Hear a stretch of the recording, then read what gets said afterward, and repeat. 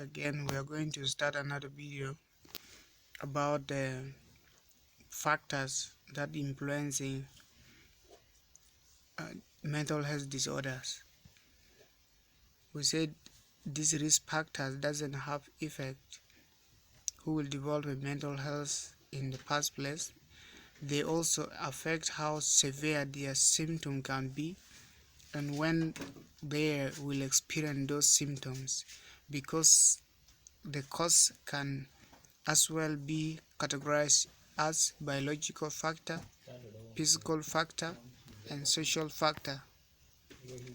The biological factor includes something like hereditary, imbalancing in neurotransmitters, brain damage, physical changes, and physical illness.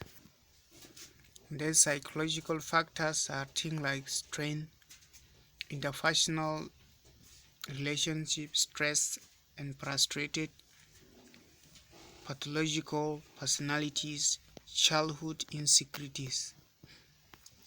Then the social factors are like poverty, alcoholism, urbanization, family instability, and unemployment.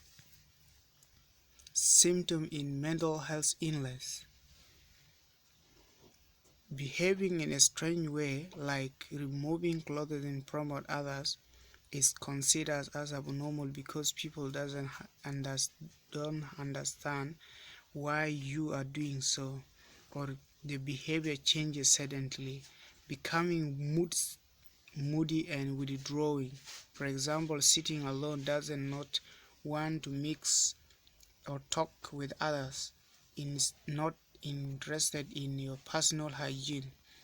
So when one is having such issues, the person is likely to develop mental illness, and that shows that this person is having some problem, something like hallucination, like hearing what other people are not hearing, and visual or tactile, abnormal suspicious of others, trying to overhear what others are trying to talk about, suspecting that people are plotting to kill him or her though people are discussing something else.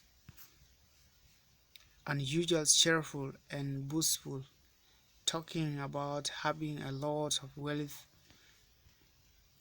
wearing bright colored clothes, excessively cheerful, feeling unusual sad, sitting in corner of the room, crying or feeling very sad without any problem, making her sad or cry, having another thing is having societal tendency, like thinking of ending his or her life. The other factor is like delaying mental development. He is 22 years old and playing like a child, dull and slow in all the activities.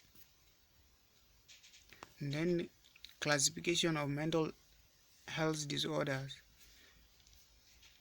Disorder present particularly combination of sign and symptom grouped together to form a criteria per DSM-4 tier.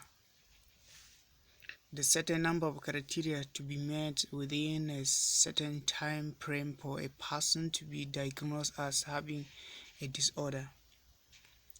Not all alcohol and other drugs workers are able to formally diagnose the presence and absence of mental health disorder.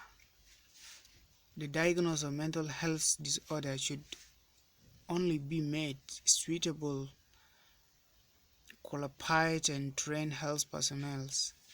Use of all drug and alcohol and other drug workers to be aware of the characteristic of disorder so that they are able to describe and elicit mental health symptoms when undertaking screen and assessment and to perform the treatment planning.